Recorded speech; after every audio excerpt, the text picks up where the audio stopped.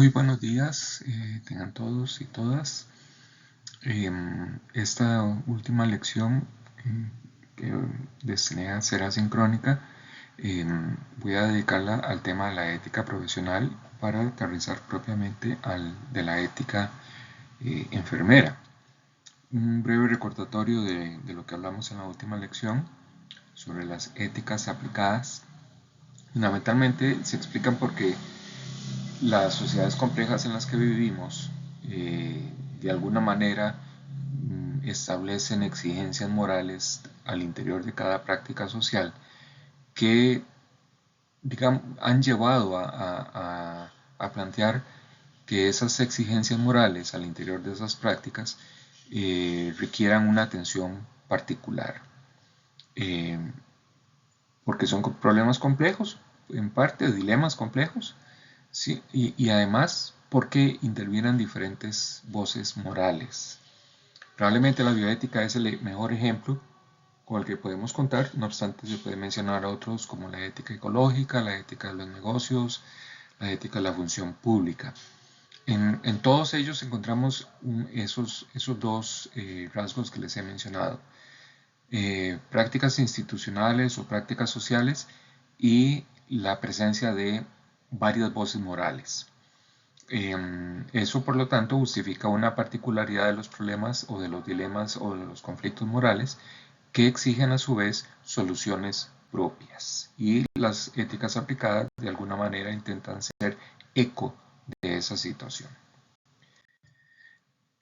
También hablamos la última vez sobre qué significa pues estudiar ética, qué significa prestarle atención a la ética profesional, si tiene alguna relación con ser mejores personas y mejores profesionales. En principio diría que sí. ¿Por qué? Porque voy a tener más herramientas conceptuales, voy a tener más reflexiones con las cuales mejor pensar la vida personal, por qué hago algo, por qué hago tal cosa, porque si una decisión que tomo efectivamente se justifica o no, etc. Pero además, mi actuación profesional. Cuando yo estoy en mi sitio de trabajo y tengo a mi cargo una serie de tareas o funciones que se explican por mi experticia profesional, pues me puedo hacer la pregunta o me puedo hacer varias preguntas, si es lo mejor que yo puedo hacer, si efectivamente ese rendimiento es el mejor rendimiento posible o no. Pensar la moralidad pareciera que no es un requisito, por lo menos en el estilo como lo hemos venido haciendo en el curso, no parece que sea un requisito indispensable para ser una buena persona. Pero de ahí no se sigue que estemos exentos de pensar la moralidad. ¿Cuánto lo pensamos? ¿Cuánto le dedicamos a ella? ¿Qué queremos atender a través del pensamiento sobre la moralidad? Pues eso va a depender de cada persona o de las circunstancias en las que estemos. Pero condenar a la moralidad, a la irreflexión, posiblemente no sea la mejor estrategia, posiblemente nos pueda traer una serie de consecuencias nocivas que sería mejor no enfrentar, no buscarlas, no pretenderlas. Mi posición personal es que el mundo en que vivimos permanentemente nos está acuciando para que pensemos la moralidad. ¿En qué sentido? Muy sencillo. Cuando leemos o escuchamos noticias, muy fácilmente podemos preguntarnos si lo que dice o hace tal persona efectivamente es lo mejor o no. En el momento en que abrigamos esa pregunta y además la tomamos muy en serio porque tenemos dudas de que la actuación de esa persona haya sido la mejor o la correcta, es en el momento en que la moralidad está reclamando pensamiento. Y por supuesto es el momento en el cual nos podemos poner a pensar si contamos con todas las herramientas necesarias para el pensamiento moral que en el momento se nos está exigiendo o que yo necesito dominar. Creo que por ahí podemos llevar la idea de qué tanto necesitamos pensar la moral y su relación con ser mejores personas y ser mejores profesionales. También veíamos que las éticas aplicadas, y va a ser también propio de las éticas profesionales, se caracterizan porque forman parte del espacio público. Las éticas aplicadas se refieren a cosas públicas, no se refieren a cosas privadas. Ni siquiera se refieren a cosas privadas de una institución. Se refieren a cosas que conciernen a todos de una u otra manera. Piénsenlo de esta manera. Cualquier institución de este país, sea una municipalidad, una institución autónoma, un ministerio, etc., cumple una función pública para todos y todas las ciudadanas. Y todos y todas las ciudadanas, en ese sentido, son, digamos, potenciales usuarios o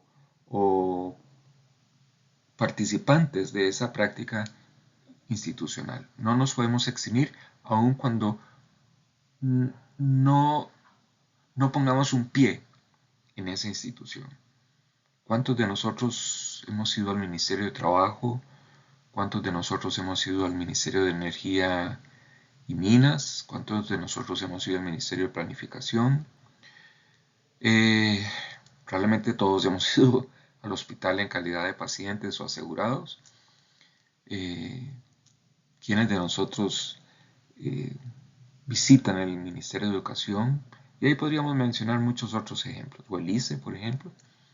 eh, o la Contraloría General de la República. Probablemente muy poca gente hace eso. Y sin embargo, todos somos igualmente, eh, o digámoslo así, es parte de nuestra condición de ciudadanos el que eventualmente podamos ingresar a una de esas instituciones para alguna gestión y por lo tanto reclamar precisamente el carácter público de esa gestión. En ese sentido, digamos, las éticas aplicadas no se refieren a cuestiones privadas, sino que se refieren a cuestiones públicas. No quiere decir eso que todo eso se tenga que ventilar. Ustedes y yo sabemos de denuncias de pacientes por malpraxis que no se caracterizan por ser asuntos públicos, pero tampoco son asuntos que se pueden ocultar. A eso me refiero. Y lo que es público es de todos. Ese posiblemente sea un punto débil porque pareciera que lo que es de todos es de nadie.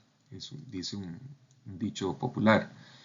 Y pareciera que lo que es de todos, es decir, lo que es de nadie en particular, pareciera que no es preocupación mía, no me concierne, no tengo responsabilidades para con ello. Pareciera. Probablemente esa mentalidad no está ayudando a crear el lazo social y a entender mejor el espacio público. Dice Carlos Thibot, un autor español, porque el problema está precisamente en llegar a percibir y a sentir que la ciudad que vivimos nos incumbe y es nuestra, es nosotros. Ese detalle, que esta ciudad sea nuestra, que la institución sea nuestra, que el espacio público sea nuestro, posiblemente es una convicción a la cual hay que dedicarle tiempo, hay que pensarla, hay que discutirla y sobre todo eh, definir cómo va a ser nuestra. Por otra parte, el espacio público presenta la característica de que posee diversas voces, diversas apreciaciones morales. Miren, en este momento vivimos en un escenario social muy interesante que presenta algunas características como las siguientes. Hay diversidad de credos cristianos. Antes, 50 años atrás, las iglesias evangélicas eran una minoría, posiblemente algo exótico. Hoy día no lo son. No solamente hay diversos credos cristianos, sino que además hay otras religiones. Mencionar dos. Eh, la comunidad islámica y la comunidad judía. Y por supuesto, entre los cristianos están los ortodoxos también. Que no nos enteremos de muchas cosas no quiere decir que no existan o que no sucedan. Sí suceden, y ahí están. Eso ya es un primer indicador de diferentes voces morales y de diferentes apreciaciones morales. Hoy todavía vivimos con una mayor complejidad. Políticamente estamos divididos, pero también al respecto de materias tan gruesas como el reconocimiento de la diversidad sexual o de cuestiones como estar a favor o en contra de la interrupción del embarazo o de una muerte digna. Estas materias que conciernen de varias maneras a toda la población nos permiten identificar que hay diferentes valoraciones morales que no podemos obviar.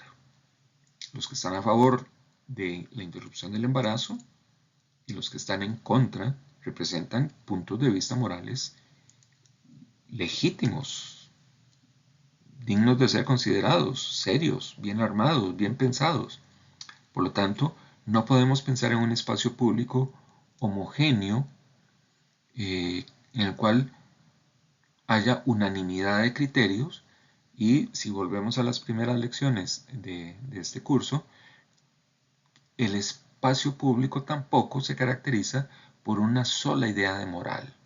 Pareciera que admite diferentes morales. Pero eso ya lo hemos hablado anteriormente. Una virtud de afirmar un espacio público con estas características es, primero, que el espacio público nos concierne a todos y a partir del reconocimiento o de la identificación de las diversas voces morales, la pregunta sería, ¿cómo podemos constituir una sociedad de esta manera? ¿Ya? Y ahí está la tarea, crear un único tejido moral y social a partir de esa diversidad. Muy bien, a partir de este breve recordatorio de lo que vimos la semana pasada, paso a considerar la percepción de la profesión. No me acuerdo si a ustedes les explicaba que que las profesiones tienen unas características muy interesantes. Dejando de lado que algunas de ellas se pierden en la noche de los tiempos, el derecho, la medicina, todas se caracterizan o presentan unas mismas características. Concretamente, toda profesión encierra un grado mayor de responsabilidad fundado en un tipo de actuación experta, especializada. Por otra parte, hay una conciencia de que el quehacer profesional requiere de regulación. Es decir, el gremio define para sus agremiados una serie de exigencias morales que si no están dispuestos a cumplirlas, no pueden ejercer la profesión. Y aquí hay un asunto derivado, colateral, pero no marginal, y es que todo gremio representa una concentración de poder, en el sentido de que detenta la autoridad para decir quién es un profesional legítimo y quién no lo es, sino que además procura que el quehacer profesional nunca decaiga, nunca sufra disminuciones y no va a permitir disminución alguna. En ese sentido, otra característica de los gremios es la sanción que aplican para sus agremiados en caso de que incurran en conductas o en acciones que desdigan la profesión misma, lo que ustedes conocen bien como la malpraxis. El Estado delega en los gremios la potestad de juzgar a sus agremiados y la sentencia que un colegio profesional dicte respecto de la actuación profesional de uno de sus agremiados tiene carácter legal, tanto así que en el caso extremo el profesional puede ser expulsado del colegio respectivo y no puede ejercer la profesión más. Así de sencillo. Y eso, como bien lo pueden pensar, tiene implicaciones sociales. Esa persona ante la sociedad ya no es profesional. Puede manejar todos los conocimientos que quiera, puede tener todos los grados académicos que ustedes puedan imaginar, puede tener un cúmulo de experiencia importante, haber ocupado incluso puestos relevantes, y sin embargo, en el momento en que el colegio profesional lo expulsa, socialmente esa persona ha perdido todos los créditos como profesional. Entonces vean las implicaciones del quehacer profesional, de la agremiación de los profesionales, la concentración de poder que se concentra, que se reúne en cada gremio, y los mecanismos de protección. Garantizar que la profesión tenga un reconocimiento o goce de un reconocimiento legítimo ante la sociedad y que nada impida que ese reconocimiento decaiga. Bien, todo esto que les estoy mencionando, por supuesto, tiene que ver con la percepción de la profesión. Cómo se ven a sí mismos, qué imagen tienen de sí mismos. Probablemente ustedes estarían de acuerdo conmigo en decir que hay algunas profesiones que tienen una imagen hasta inflada de sí mismos. Puede ser, como también hay otros gremios que no tienen una imagen inflada, todo lo contrario, tienen una imagen desinflada de sí mismos. Hay, digamos, algunos problemas asociados con la gremialización de las profesiones. Curiosamente, filosofía, con toda la larga historia que tiene, no es un saber que goce de mucha legitimidad social. No es un saber, no es una experticia que haya justificado un gremio por sí mismo. Vean que nosotros nos agremiamos a Colipro, que es un gran cajón desastre donde entran todos. Ahí podemos encontrar muy diferentes profesiones reunidas. Muy bien. ¿Será que la filosofía requiere de una gremialización fuerte, como en el caso del derecho o la medicina? Tal vez, tal vez. Puede ser que sí, puede ser que no. Posiblemente esto tenga que pasar por la imagen que tenemos de nosotros mismos, los profesionales en filosofía. La imagen que tenemos de nuestra propia práctica, cuánta estima le concedemos, qué tan enamorados estamos de lo que hacemos y cuánto defendemos públicamente el quehacer filosófico. Esas, repito, son preguntas importantes relacionadas con la imagen que tenemos de sí mismos. Puede ser que tengamos un anclaje en una imagen romántica de la filosofía, pero que en el mundo que vivimos actualmente, esa imagen no tiene lugar alguno. Entonces vivimos en un cierto autoengaño. Todo eso es posible. Por otra parte, la identidad profesional pareciera que contiene una serie de exigencias morales inevitables. Voy a referirme por lo menos al Código de Ética Profesional de los Médicos, que es uno de los que he trabajado más.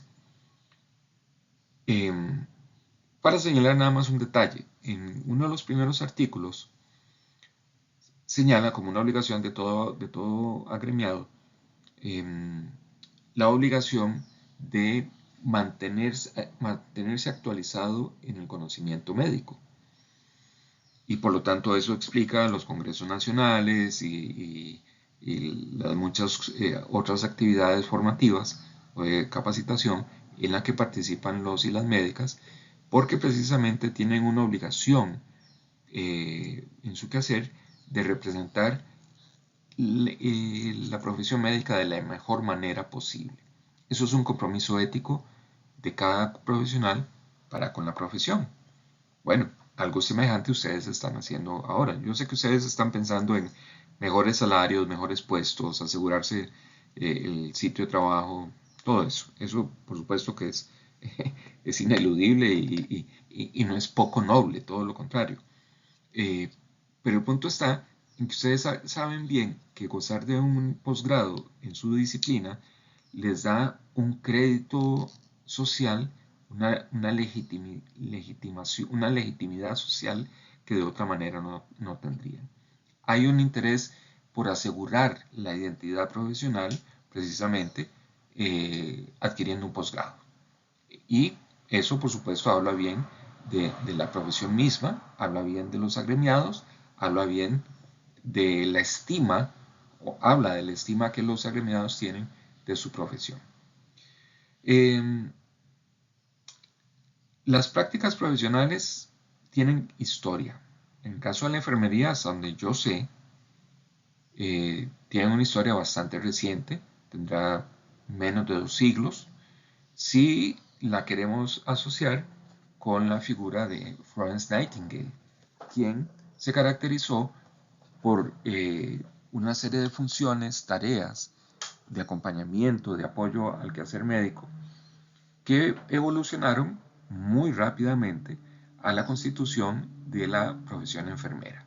Es decir, con un objeto de trabajo propio que justificó toda esa selección de conocimientos y destrezas con lo que han conformado lo que ustedes conocen como la profesión enfermera.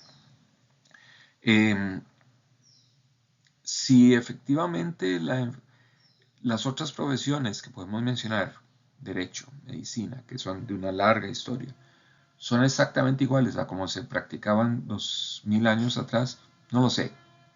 En todo caso, la conciencia de que son quehaceres con una larga historia se traduce en una fortaleza en la autoimagen, en la percepción de la profesión misma. ¿Qué pasa con profesiones mucho más recientes? Psicología, medicina veterinaria, informática, ciencias económicas, etc. Bueno, ellos están haciendo también su historia. Todos esos colegios profesionales están haciendo su historia y por lo tanto hay un cúmulo de experiencias y un cúmulo de conocimientos que van pasando a lo largo de la historia, que también hay un cúmulo de exigencias morales que se van armando a lo largo de la historia, que bueno, van fortaleciendo precisamente la imagen de cada profesión. Muy bien, si pensáramos en la profesión misma, ¿cómo la ejercemos? Probablemente eso nos podría llevar a ciertos detalles y que es lo que quiero retratar con esta diapositiva. Por ejemplo, cómo entendemos el trabajo profesional, cada uno en su sitio. Yo sé que cada uno tiene una idea de la enfermería, de acuerdo con lo que han estudiado y de acuerdo también con la práctica que han realizado. Sin embargo, habría que preguntarse si hay discrepancias, además de semejanzas, con las exigencias que los sitios de trabajo les proponen a ustedes. Por otra parte, también las profesiones cuidan los modos de relación o los tipos de relaciones que establecen, digamos, con la sociedad o con los individuos.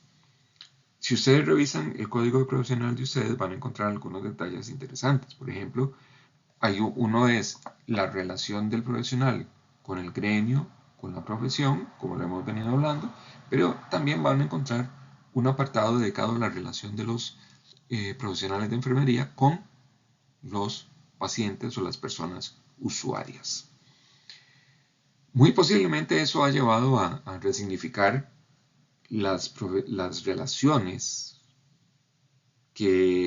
a las que hemos estado acostumbrados y que posiblemente tengan que abandonarse por otras. Tengo en mente el caso de esa imagen de la enfermera o el enfermero que realiza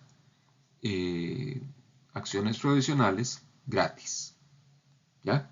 Porque supuestamente es algo que debería hacer por pura voluntad, porque está siempre ahí dispuesta a hacerlo, y que es un gesto de caridad y nunca una acción profesional.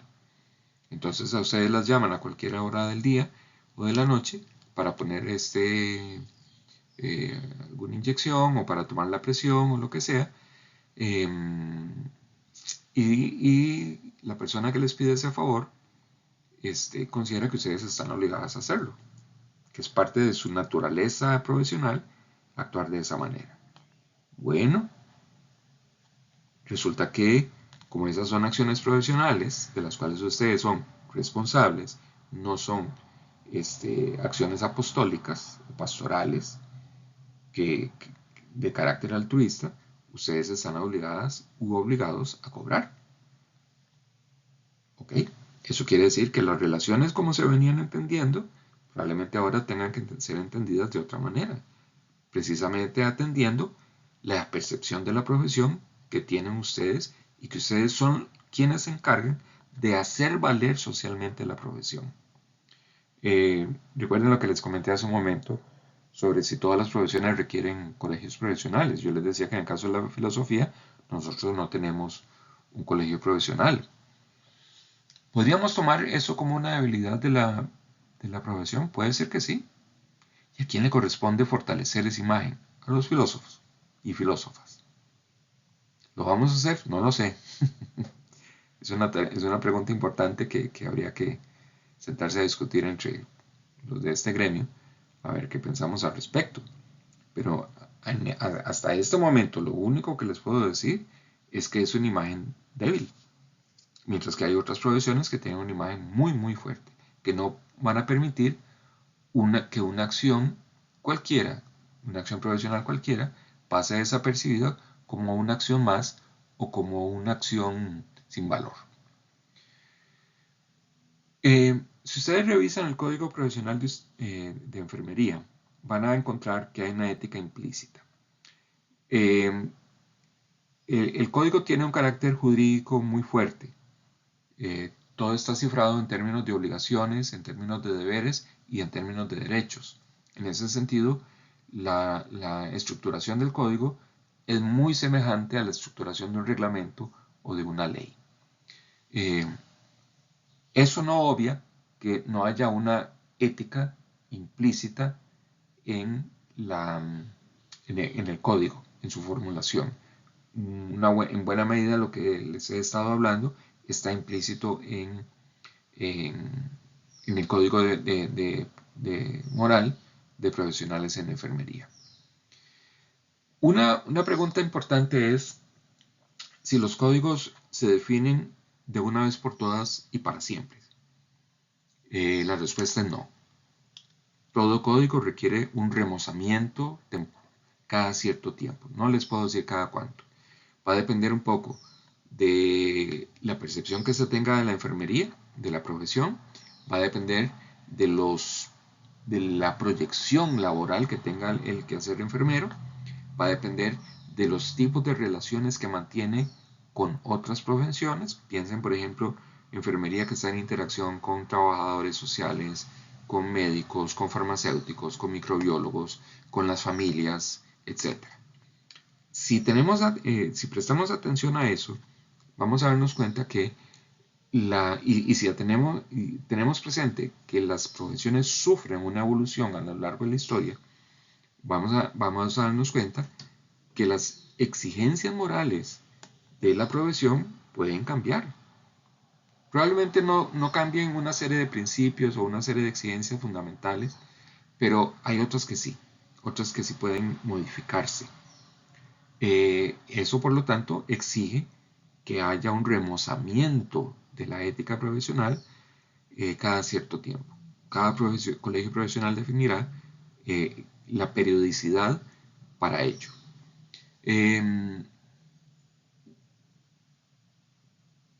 ¿Hay virtudes, hay valores que pierden vigencia? Puede ser que sí, puede ser que no, pero eso le corresponde a cada colegio profesional asumir esa tarea de revisión. Puede ser que muchos valores nada más requieran resignificación, no quiere decir que se descarten. Puede ser que algunas virtudes igualmente necesitan resignificación, ser replanteadas para manejar ideas claras sobre ellas. Pero puede ser que no también. Muy bien. Bien, estos ya creo que son aspectos que hemos visto ya señalados. Eh, una pregunta importante que ustedes pueden hacerse es ¿en qué estima tienen su profesión? Y esto tiene una derivación que no quiero dejar pasar. La estima entre unos y otros. Muchos años atrás escuché en muchas oportunidades cómo entre los profesionales de enfermería había malas relaciones. Eh, Concretamente, usando un lenguaje coloquial, mucha serruchadera de piso, mucha deslealtad. Muy bien, si efectivamente eso es una queja, si efectivamente es notoria la deslealtad, ¿por qué no habría que pensar que eso revela que la profesión no tiene alta estima? Ser desleal para con un colega es mantener la profesión en alta estima o será lo contrario. Si la pretensión que yo tengo es que mi quehacer siempre refleje una alta estima de la profesión, entonces debería pensar en una lealtad para con los demás colegas de tal manera que ellos también reflejen en su quehacer una alta estima de la profesión o incluso en otras palabras, para que juntos puedan mostrar la alta estima que el gremio tiene de su profesión. Es un planteamiento, habría que pensarlo. ¿Cuánta actualización se requiere? ¿Cuántos conocimientos se requieren? ¿Qué conocimientos se requieren? Posiblemente ustedes han percibido que la formación en una universidad privada y en la Universidad de Costa Rica difiere, hay diferencias importantes. Cómo se entiende la enfermería en uno u otro sitio tiene que ver con la imbricación que se establezca entre la profesión enfermera y otros conocimientos, entendiendo que esa imbricación fortalece el quehacer profesional. Si algunos creen que la formación enfermera se reduce a una formación científico-natural de corte biomédico, bueno, ok, esa es una versión de las cosas. Si otros, en cambio, consideran que la enfermería debe mantener un ligamen permanente con saberes como las ciencias sociales, psicología, sociología o antropología o trabajo social, bueno, esa es otra versión de las cosas. Pero habría que discutir seriamente eh, qué concepción de la profesión se quiere defender para justificar las relaciones o los vínculos con otros saberes. Es muy fácil encontrar una serie de valores mencionados a lo largo de los códigos. Por ejemplo, en código de ustedes podemos encontrar el respeto mutuo, la solidaridad, la conservación de la vida, la cordialidad, etc. Y posiblemente haya otros más. Muy bien, tenemos claro qué significa cada uno. El código como tal no está obligado a definirlos. Pero de ahí no se sigue que debamos despreocuparnos de qué significan esos valores o despreocuparnos de pensar cómo nuestro quehacer profesional se orientan por esos valores.